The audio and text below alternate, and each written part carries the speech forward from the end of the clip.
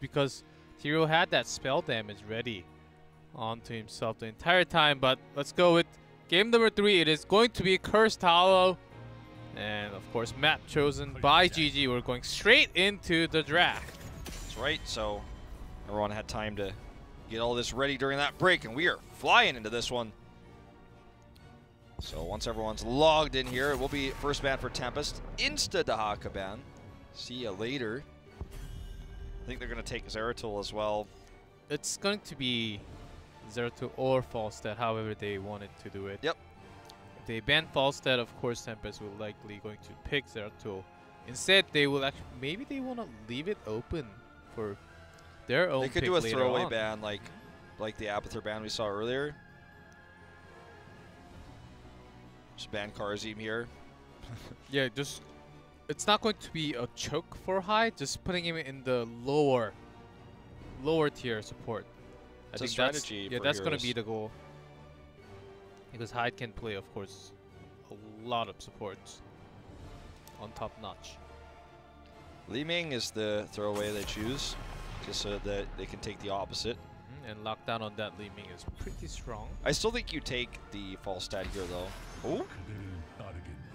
Okay. Instead, they want to have that pressure onto the Falstad with that Zeratul. I think the reason why they take the Zeratul here is just because of his boss control, but the reason for Falstad would be that even though you give GG Zeratul, you have full global control, and now you've given that away to GG. So, is Zeratul more valuable than global control?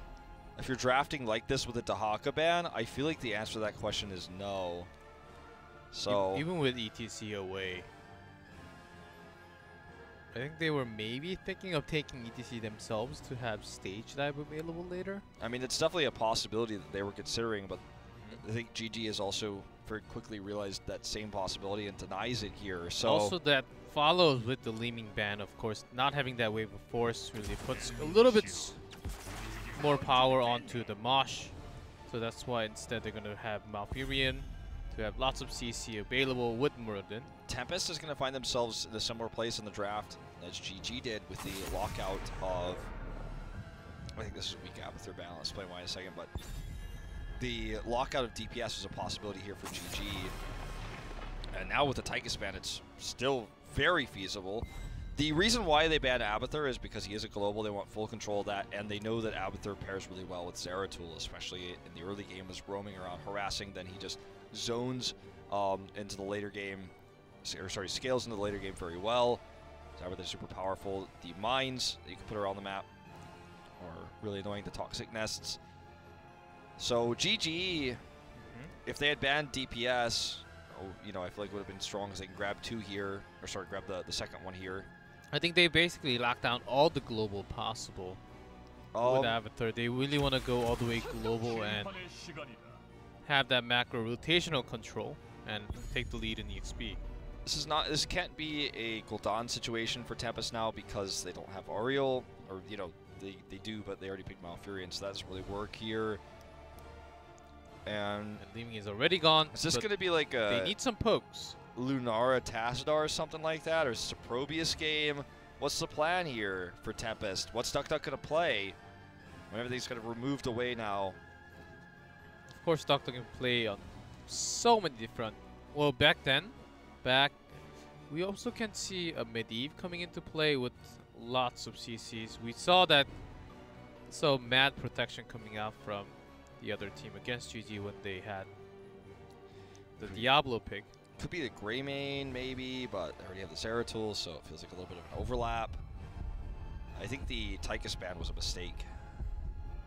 Let's see what they want to run with this. Going to be Cassia themselves, Nazeebo available, so that's the plan. I was really critical of it before with GG when it was solo. This time it's going to have the Nazeebo support, and the Cassia just tore through Tempest, so ended up being stronger than I had anticipated. It looked to be the strongest Cassia of the tournament so far. And Jaehyun with his favorite Malfurion is already on the other side. What's it going to be? Lucio screams more rotational power, but it's going to be Uther for the Divine Mosh.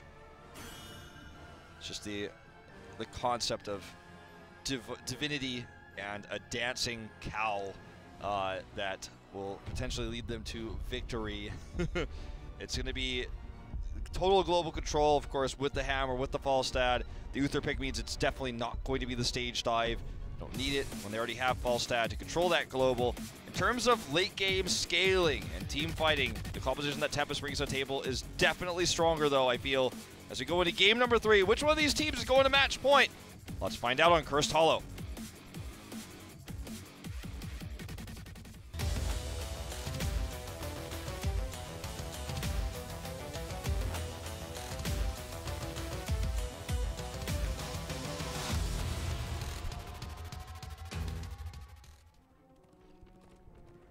In blue, it's GG, BDG on Sergeant Hammer, Jaehyun on Uther, Good Ontario, Hooligan on ETC, and Uj on Fasten. And in red, Tempest, Hide on Malfurion, Duck on Cassia, Lockdown on Nazebo, Sign on Muradin, and Modern Life on Zeratul. Hyde will regen most of that mana back, but you could see he was like, oh wait. He's like, I don't want to tap here. Well, Duck has been playing Cassia, and he's been liking that hero since the beginning of the release. Hey, it's Nazebo and the Zebra. That's a good fit. Of course, there's always a rumor with the right spray, right mount, right skin, boost your skill a little bit. That's a rumor? I thought that was true. I thought if everyone wore the Cloud9 mount and spun around in the center, it was guaranteed victory. I was always surprised that so many people weren't using that, but I heard that was the way. I read on GameFAQs.com, and that is just straight up the only way to play. It's a free win. Well, maybe that's true. Haven't really tried that with all the C9 mounts. So, in terms of the weakness of the Uther pick, it comes back again to the cooldown on his healing. So if someone is taking a lot of damage in the fight and he has to use his cooldowns early, that's the fear, as Modern Life's going to help get the pick here. Actually, Sign almost avoids that expiration. So say like Falstad gets super low and he has to use the heal. So next time Zeratul dives into the backline, he's not going to have that to protect him. Which is why Zeratul, I feel, is kind of a soft counter in a way to Uther. Saw it yesterday. Harassment on the backline is super important. And if Uther is forced to use that cooldown early, it becomes a large problem. It's not like Uther should never be picked in this situation level of problem, but keep an eye out for how much damage in the backline Modern Life is able to do and when the cooldowns are used and on whom they are used. And we'll see a little bit more as out of MVP Uther, not going for the hammer level 1 hammer build. Let's see if that's only a pattern for MVP or also from other teams, especially coming out from Tempest and L5 later on. I think part of the reason why we saw it on Infernal Shrines is because of the pairing with Kerrigan and how aggressive your comp is going to be, but I just feel like it scales well into the late game no matter what. It is actually completed pretty quickly also. Yeah, you just don't really, you basically just want to have that mana production, but or mana refund, but you don't fight a lot with Uther with his comp. Nice attempted zombie wall here from Lockdown, but he is actually going to find himself body blocked out. There's the power slide. Well done. It's going to be a 1-for-1 though, with the pick onto Good here. A wonky situation, actually, as Jaehyun has to heal himself. Always, by the way, never do what Jaehyun just did. He alt-Q'd, always heal an ally over overall. Yes. Oh, actually, Toss gets interrupted in the middle. Modern Life comes in for the help, but they're both very low. Nice Stormbolt there. Super greedy. Just stop the power slide. Modern Life, ooh, doing some serious damage. He has to leave, though. Sign is getting his second win, and those spiders are doing damage. And Duck maybe caught with the hammer coming in, does get the blind on the 2 targets. It's going to be the first tribute going over to Tempest. So full spider build coming out this time for Nazeebo. Oh, that wonky big voodoo. And solid talent builds coming out from all 10 players. Even level 10. Of course, the cleanse. Spider continues on Nazeebo. Tempest is really looking for a long game here as they have Nazeebo. Yep. They also have some power spike on Cassia, but it's going to be more for pokes in the beginning. Definitely true, and Cassia can do a lot of damage, especially building into this, auto at level 1, which is really powerful. We didn't talk too much about why it's powerful in Battlefield of Eternity, but it's that attack speed on such a low cooldown. Duck just kiting back here. You can see how much damage he's able to put off when given the opportunity to, and how much damage he absorbs. He's kind of like a semi-tank in situations like this, because it's, once again, double auto attackers. The Falstad and the Sergeant Hammer, both of their damage types are fully absorbed as long as Duck is moving. And the blinds can be very powerful against that as well, even with damage reduction. Blind is complete reduction. Good is actually going to get caught here on the rotation. Ouch, that's painful. ETC comes to the bottom, try to get a pick onto Cassia, but misses that instead. So it's not going to be a trade, it's going to be just dead Tyrael on the GG side. And this is going to be Cursed Point for Tempest. They had a positive red side tribute there. Lucky spawn for them.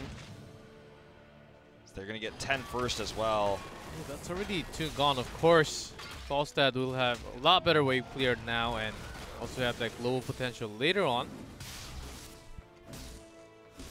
But Tempest is already leading in EXP. Yeah, and they're going to get 10 first, I wonder a little bit that with Seasoned Marksman, by the time it completes, or it never actually maybe completed, I think Tempest is pushing in really hard with their team comp, and GG may not have the burst damage to pick off any targets. Well, even Seasoned Marksman is somewhat countered by the blinds, and Duck just up on the front line, so I'm not sold on how this comp is going to work for GG outside of incredible combos with the Divine Mosh. Unless it's Storm. Divine Storm is the way, as we see in NA all the time. No way. I hope not. Yes, even an upgrade on the Storm. Mosh with the Storm would be the dream, and maybe we'll see. That today might be the day. Remember when Uther was the best hero in the game, and you could actually He is still. Remember when you could use Divine Storm while you were dead and just walk in? Oh. All right, no, so no Storm today, no. but maybe later. I hope not, for our sake. There's going to be Ball of Lightning again. Yeah, Jaehyun is just kind of posturing for the channel, but there's so many delayed tactics for Tempest. Good again with a weird position move here with the Tyrael. That's by a little bit of time, but look at how little damage Duck takes while moving. Flight goes off, but the damage was done for sure. There's well, Zeratul actually Volpuled all the way, so he was able to come so quickly there. Yeah. Kind of like a teleport. Zeratul also, he's the counter to the global. He just sticks on Falstad like one of those guys at the bottom of the shark. There's a big Twilight James healing 2 with the skills. Oh, the bend! He has to sank here. And Cassia is dancing for the moment, there, but there's also the Void Prison counter. Yeah, Void Prison was really well done here. Will this be enough actually in the fight? Looks like it just barely will. So the heal's coming out. Good wants the kill here. He's gonna get it from the devotion from Uther. Oh, Modern Life gets a teleport out, so that is going to be a 4 for 3. Actually, could it be 5? Oh! So I was like, don't try me. Well, don't try this at home, folks. That is going to be a messy fight. The Tempest will lose. This will give GG the first tribute. She had a critical time to win a fight. The mosh pit there was what won them the fight, absolutely. The silence coming in was disastrous. The sanctification allowed them to survive through that bend damage that was coming out from Duck. But it was pretty dirty for a second there. Also Modern Life with that Zeratul just holding the back line with that Void Prison, giving a lot of time while the mosh pit is going on. So basically it was a counter to mosh pit somewhat, stalling both of the teams. And also he had some great harassment onto the back line, just following Falstad, using the Bobo Blade as late as possible to nearly teleport was great. And here's a pick for sure. Oh boy, Jaehyun does not have Divine Shield. 7 more seconds on that cooldown before he could have Divine Shielded himself. Sanctification is available now as well, but too late, sadly. Yeah, and I'm not entirely sure why Hooligan is this far forward. Modern Life does hit the Void Spike here. This is the complete rotation down. Sign's going to get these stun. This looks to be a pick. I don't think Hooligans get out of this, and that's going to guarantee the curse for Tempest. Boom, another Stormbolt, and that's the pick. No reason to be that far up in lane, especially against a Zeratul they did not have vision of. I think Modern Life Zeratul is even better than before. I think he's really flying on Zeratul right now, controlling the map. It feels like everybody's putting so much practice time in on Zeratul right now, and he's so high up in the draft that you just kind of have to be good at this hero, and you have to get better at it as well. There's a defensive sanctification even used again, because the curse is on. Curse is on GG right now. Divine Shield is still up. I mean, Tempest has so much room to work with this curse now. Ujay comes in for the flight. He was actually trying to split push. He got the fort in the top lane. One target on Duck. There was a CC chain, but no follow-up on the damage whatsoever coming out from GG. Ujay has a Divine Shield and he has lifesteal, but it's still not enough, sadly, to get enough damage done for him to heal and carry the fight. It's going to be a double here, at least for Tempest. I want to get the triple. Nice route here, actually going to zone good out, but he gets the Aldruin over. There's the Void Spike onto the, sadly, onto the keep. How far are they going in? I know curse. It's with the curse, they can go in all the way. Not to the core, though. Sign going all the way in aggressive as he wants to be here. Even jumping on the BDG. Big heal coming out, giving him the armor. And that is going to be a keep for Tempest. Probably need to get out of here now, though. Duck is going to need some peeling in order to get out. In fact, not enough. So he gets blown up. But it was all worth it in the end. They got to keep, and they're going to back off, it looks like, to potentially take the boss. That's where they're heading right now. I think they have enough damage with Nazebo. And yeah, late game scaling Widowmaker is already finished. Just feels like GG should be able to know this is coming 100%. And if GG had gone to contest this with Sanctification and Gust, perhaps they actually take the boss to get their own and double boss off. It just feels like an unnecessary risk. But Tempest is still going to get away with it. GG makes a more timid approach with the respawns coming up. They didn't even want to go over there and look for the Gust. So, boss for a boss, which is still pretty good for GG. I feel like they could have done more with it, but... Especially because they have Falstad. They can have Falstad fly all the way up and soak EXP and also try to harass, try to do some damage onto the boss before everything. And there's a big rotation coming out from Tempest. They really want to bait this one out with the boss. I never noticed this before, but the Grave Golem boss actually has coffins tied to the back. I feel like what's in the coffins are all the solo queue players that died to the boss stun ring. That's what the boss keeps back the there. Souls of the solo queue people. Yeah, all the people that died to boss, man, all in there. It includes me too. Includes that Rexar who tried to solo the boss but messed up and died, and everyone laughed at him in the chat. Yeah, he's in that coffin, man, right back there. Oh, this push is real. Obviously, they're going to just go with it. They hit 16, and they're going in. There's a two-man mosh there. Not even with Divine Shield. Didn't even use it there. But the Void comes down. Good is actually going to get picked before he can use Sanctification. Once again, interrupted. Duck eats a ton of damage there, but it's not going to matter. This boss isn't going to do too much, but they're looking for a second keep. They just want to have this latent pressure. That's the idea here. Doesn't look like they're going to be able to get it, though. Modern Life is crazy good on Zeratul right now, having that Void Prison right in between the walls so no one could escape from that Void Prison at all. Also stalling a lot of the time, and also great props to Hyde for just using Twilight Dream to cancel that mosh. The teamwork from Tempest on this team fight, this game especially, is on top of the point compared to what we saw in game number 2. Yeah, way better than game 2. Duck did go... Or sorry, not Duck. Mazebo did go clear, often played by Duck, did go clear that bot push, got a lot of stacks, and stopped their keep from taking a lot of damage, so that was a good rotation back. Oh, face check in the bush. Hooligan gonna eat half his life bar for that one, forcing Jaehyun to use those cooldowns. Luckily, there's no follow-up fight, so they're not too concerned. They are getting close to 20. The Zebo, I'm pretty sure, is very stacked up with that Voodoos. Maybe not enough to complete Vital Infection at 20. It should be close. I think he'll have it. It is going to be close for sure. I think that 25 stack change is making a big difference, especially in pro play. Yeah. All right, Sign is up here in the front lines right now. They're going to go ahead and drop the Gargantuan. Duck Duck uncontested in the front lines. This Gust, really interesting here. Sanctification as well to save himself, but not going to help in the fight now as Sign comes in. They're looking for the pick on the Hooligan. He's going to get burned down. Oh, look at the Void Prison.